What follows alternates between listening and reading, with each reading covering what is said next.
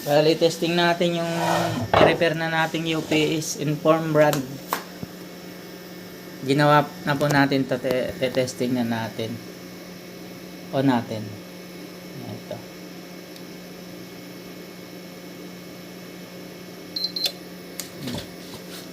Bali, ang error nito dati is 01. Fail siya sa initialize. Hintayin lang natin kung magtuloy siya. Tapos dapat iilaw tong dalawa. Yung output na to 20 to 22 to 30 volts to 40. Ganyan.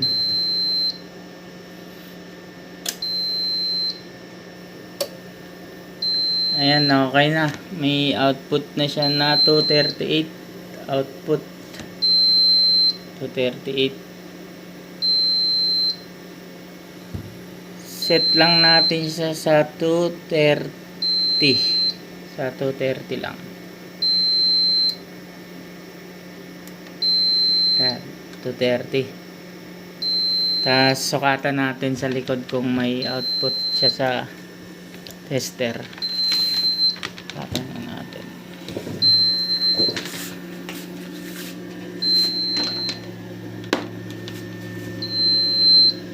Sukatan natin ang output niya.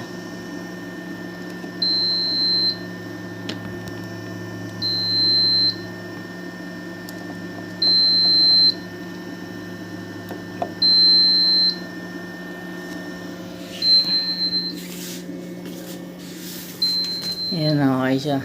Output niya sa tester 230 to 29.7. Pasok naman yun. Goods yan. Tapos dito sa actual 230. Ayan, 230. Okay na ito for testing na. For deliver na pala. Okay na yun. Goods na. Ayan po. Ayos na. UPS Inform brand. Ito yung specs niya. Ayan. Goods na ito. For testing na. Off natin.